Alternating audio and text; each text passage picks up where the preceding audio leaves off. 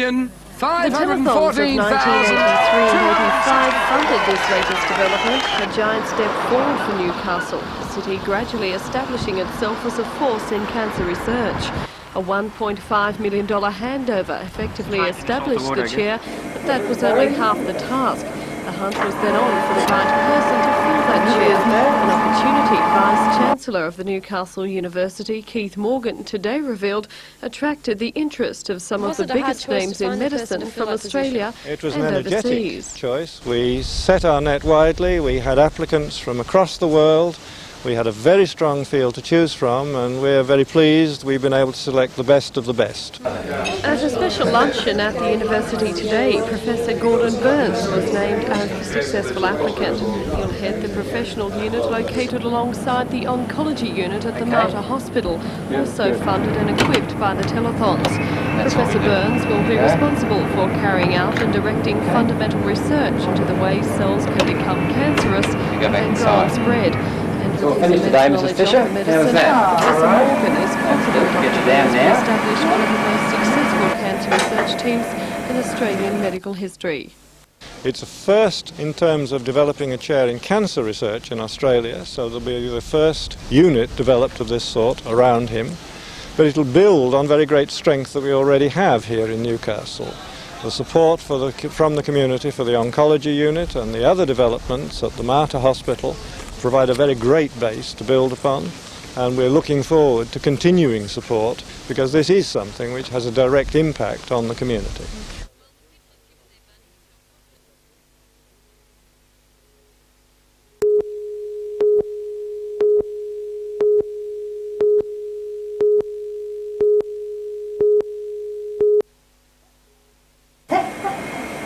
The Mater's state-of-the-art linear accelerators are running under capacity, with waiting lists for cancer patients seeking treatment growing each week. That's because there are not enough trained radiographers in Newcastle to man the equipment funded by the NBN Telethons. State Education Minister Dr Terry Metherell is refusing to allow the Hunter Institute of Higher Education to run a course, saying duplication with a Sydney college would cost money. Once trained, the radiographers are going elsewhere because of their New South Wales pay scales, amongst the lowest in the country. The Hunter Parliamentary Unit will combine forces on a bipartisan basis to lobby the relevant ministers for some action. Hunter politicians also heard that a decision is imminent on the question of an autonomous port authority for Newcastle. But equally, if the fears of the unions in relation to total privatisation, if those fears can be allayed, then that's a great thing for the Hunter. But of course what I'm saying is quite premature. The report's with the Minister. I haven't read it. It's just I'm quite optimistic that we'll have a favourable result for the Hunter before Christmas. The spirit of the unit, which crosses political barriers, was highlighted on the issue of the state's bid for the $5 billion frigate contract. Shadow Minister for State Development and Public Works, John Price, is being fully briefed on the New South Wales submission. He emphasised the project's importance once again today. What about coming second best if Melbourne does get the contract? What does that mean? Well, if it's a single yard build, it means Newcastle doesn't get a contract. Whether those decisions have been made at this stage, I don't know, but I would suspect not. I think the field is still wide open. The important thing is for us to aim for the total project, and particularly, in the case of any split contract, for the lead vessel.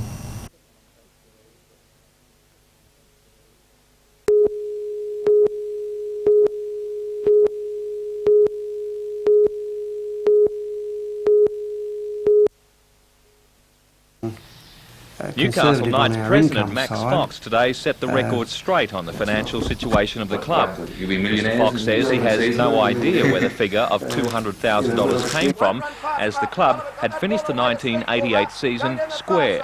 He says all bills have been paid despite first season establishment costs blowing out beyond forecasts. The biggest blowout was the development of the International Sports Centre, where costs went from $1.5 million to $1.8 million. While the Knights board is proud they've been able to balance the books in their first season, they're expecting a profit next year. The 1989 budget has been set at $2.9 million. That's been calculated with an average home crowd of 14,000, well under the more than 20,000 that turned up this year. I think we're being conservative on our income side. Hopefully we'll be able to strictly control the spending, but there'll always be some items of expenditure that you don't budget for, so consequently that's why we've been conservative on the income side. I believe that we'll make a profit, but it won't be a large one.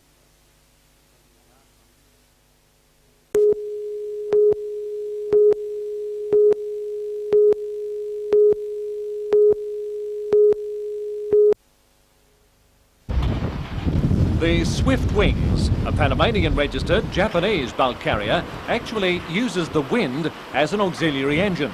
She does so by deploying two huge sails made from cloth stretched over a steel frame. At wind speeds less than 70 kilometres an hour, each structure, one forward, one amidship, becomes a 320 square metre sail shaped much like an aeroplane wing, only vertical. Captain Wataru Yoshikawa explained that it's all automatic. A computer controls everything with just the touch of a button. He has and needs no special qualifications. I feel sail is just auxiliary engine, just like auxiliary engine. But there aren't likely to be any more like Swift Wings. The vessel was built in 1984 on the very end of the oil price problems. Now it's cheaper just to burn fossil fuel. I think no more, because now oil cost is very cheap, bunker cost is very cheap, and the initial cost is expensive, and so nowadays no more ship owners interested to rig sail.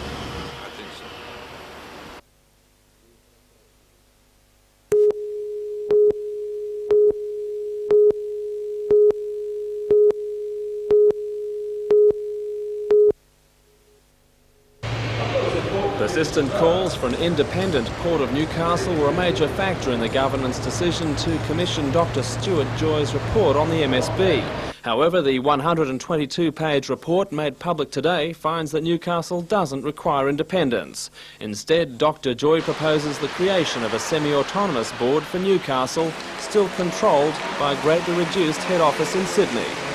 Nevertheless, the board would have executive powers far beyond anything yet permitted, with executive control over management operations and industrial relations. It would also be answerable directly to the public rather than acting as a referral centre to Sydney.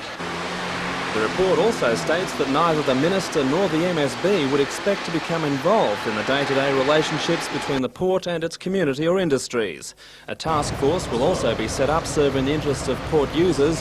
This will include local government, unions and conservation groups. Dr. Joy is highly critical of current charging practices, which he claims are set more by monopoly control than provision of real services. Coal, oil and steel rates, he says, are all way too high. He suggests that those customers should begin renegotiating rates over a 5-year period, starting with a freeze on existing prices. Not everything is overpriced. Public mooring rates are too low. The report says private marinas charge thousands of dollars for mooring, while the MSB charges as little as $60 a year. If the report is adopted, those rates will skyrocket. The report pours cold water over ambitions to build a container berth in Newcastle, but advises a closer look at the possible purchase of the GHA's seaboard terminal if it comes up for sale. The findings will go to Cabinet in the new year, where the government will decide which recommendations will be adopted. I'm Tom Hilston for NBN News.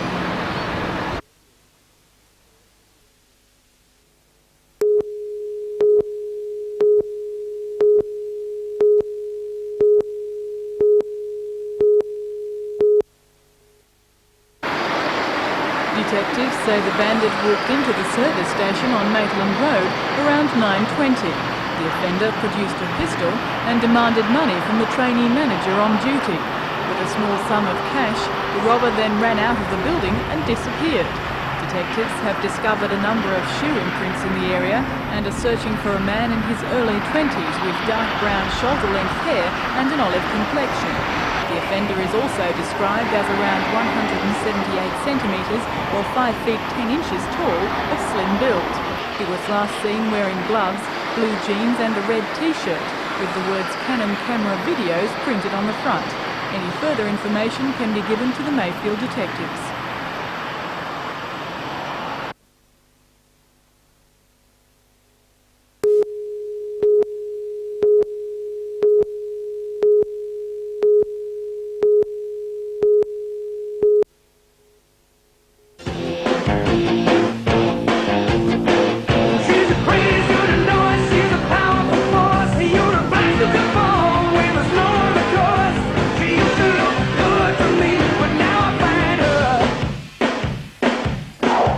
Simply irresistible.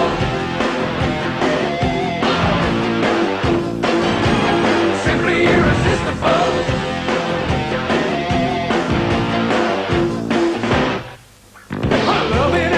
Model for Life introduces young hopefuls to the hugely competitive world of modelling. It's regarded as a stepping stone to bigger and better things. Featuring 46 models and the cream of fashion and style from Newcastle's top boutiques and hair salons, judges last night had the unenviable task of choosing 3 winners and a runner-up from each category. Stealing the show in the children's section was Adam Bennett, who brought the trophy to next to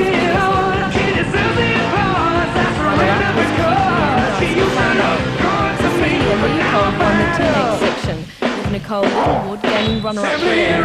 However, the announcement everyone was waiting for was that of the adult section, with winner of last night's teenage category, being named runner-up, and the already well-known body and face of John Bennett taking out the Classic Show of the year. Perhaps the highlight of the show, however, was a display of Bernard Haddon and Fairs, with Archie's coats could only be described as simply irresistible.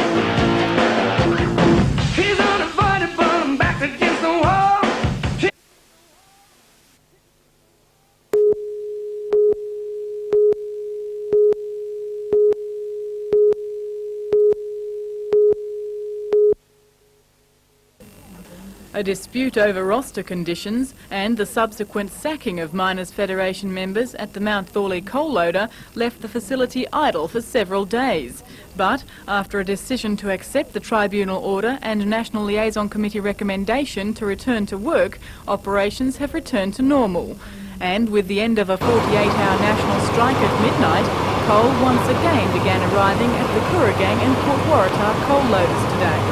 The Mount Thorley decision to return to work gave the green light to a local coal authority hearing at Lombard House in Newcastle to resolve the roster dispute. Evidence is to be given by the New South Wales Coal Association, representing the Mount Thorley coal loader, and the Miners' Federation on behalf of its members. Coal loader management today began giving evidence, but the hearing has been adjourned until Wednesday next week.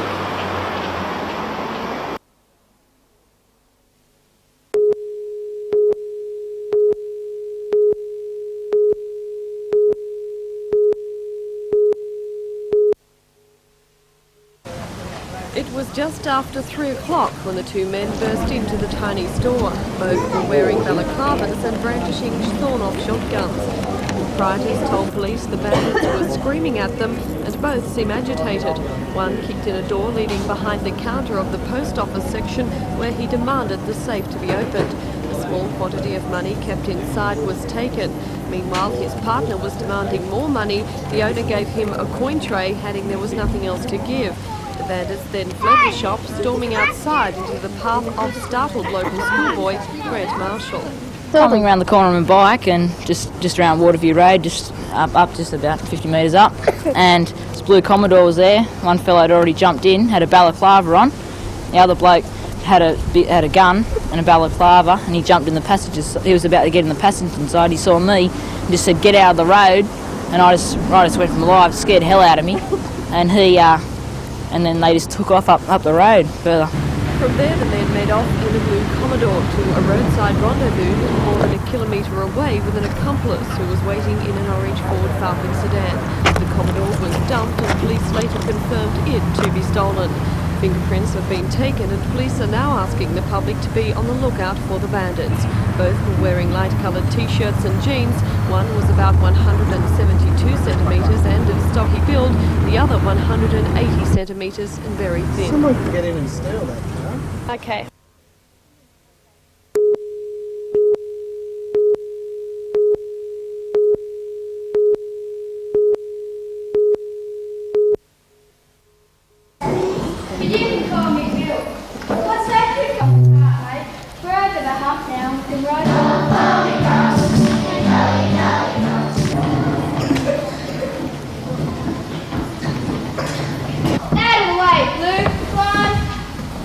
Dad, the heavens are open and it's raining.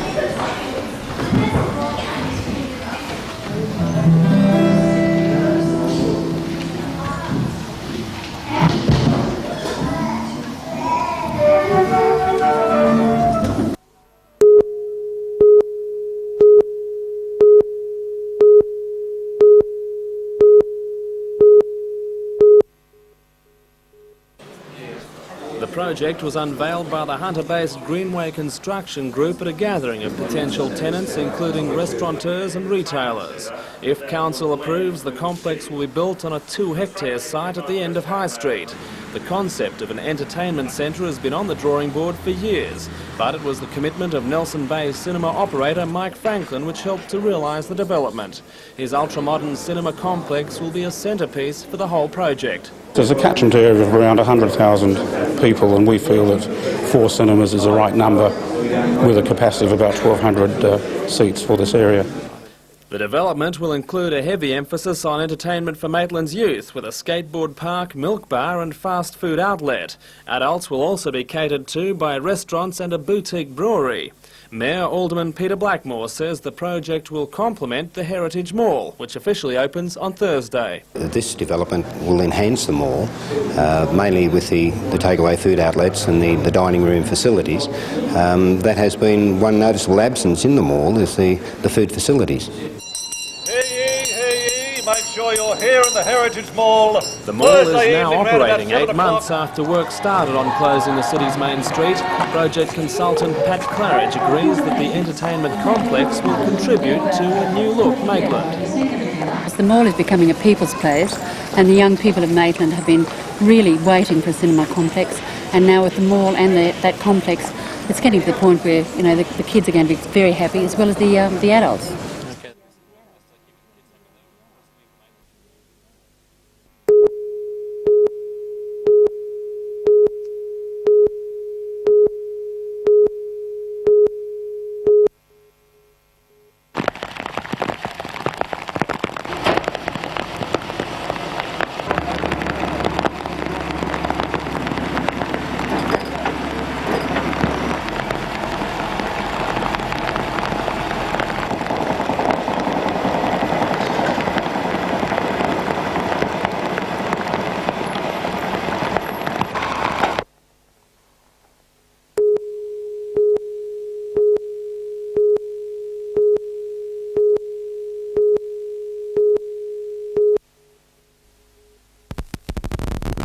The bus passengers were all students from the Murrurundi district bound for Scone High School. Police say few, if any, of the children actually witnessed the crash. They were apparently engrossed in last-minute study for exams. The bus driver has told police the oncoming sedan veered across the centre line, smashing into his offside. The driver of the car, a 60-year-old woman, was on her way back to Tamworth after visiting relatives in Newcastle. She died instantly. Police say conditions at the time of the accident were good, with high visibility and a firm road surface. Word of the accident spread like wildfire through the district, especially among the parents. When the residents and the parents find out that the school bus has been involved, they straight away think the worst, and we had a number of families that actually come down to make sure that their children weren't hurt at all. Yes, it must be quite a relief to have found that they were okay. It is in a small community like this, where it's so close, something like that, it's very upsetting. But among the first on the scene was Murrurundi Hospital's nursing director, Marcel Campbell. She was on her way to work. I spoke to a gentleman at the scene and asked him had the ambulance and police been notified, and he said yes. I then boarded the bus and examined the children, took them off and placed them in 2 or 3 groups away from the bus. And how were they? Emotionally, the children were very upset. They were very well behaved, only with minor injuries, fortunately. Only one of the students continued to high school. She was later taken home in a distressed state. Meanwhile, inquiries continue into the cause of the crash. Police say a post-mortem tomorrow may establish if the victim suffered a heart attack. I'm Tom Hilston, reporting for NBN News.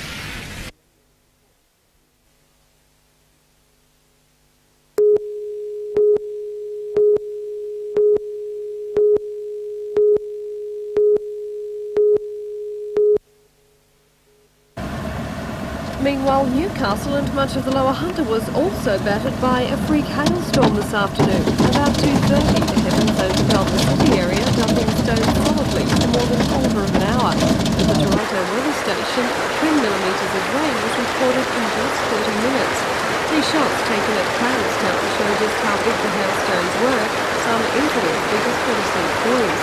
However, property owners west of Maitland reported only moderate falls, and no damage occurred as any of the hunters' vineyards or vegetable gardens.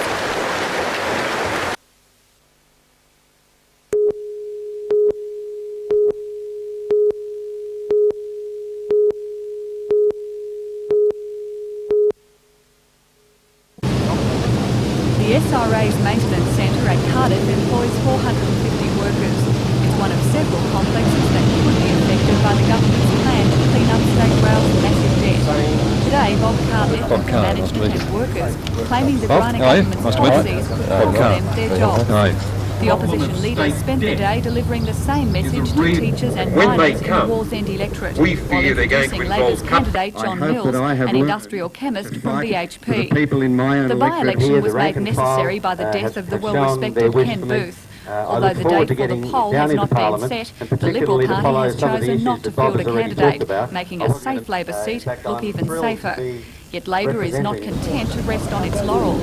In a campaign seemingly bereft of issues, Mr Carr is determined to find some. It means the public sector, in education, in health, even in law and order with the cutbacks in police overtime, is under threat. And so too is the public transport system.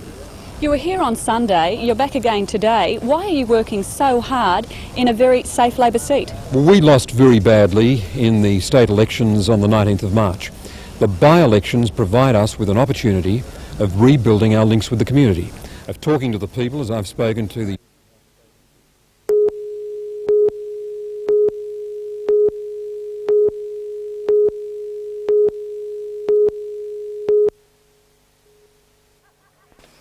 Visitors to Old Sydney Town normally step back in time to an authentic recreation of life in the convict era.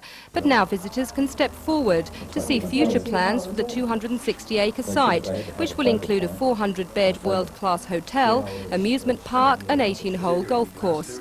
The plans are finally detailed on a model now on display, which shows the theme park as part of a comprehensive tourist development. Leaseholders of Old Sydney Town, Warwick International, are hoteliers and theme park owners, and the new developments are ones that Managing Director Cecilia Mann believes will benefit both the town and the Central Coast. It will increase the attendance in Old Sydney Town for sure, because all the people coming for the conferences, conventions and holidays, and the new hotel and golf course will sure come to Old Sydney Town because it's so different. It will create more than 200 jobs to the Central Coast. The amusement park, to be completed within 2 years, the hotel and golf course and the existing heritage park will be managed by separate companies, but will complement each other, providing leisure and sporting facilities for locals and tourists alike.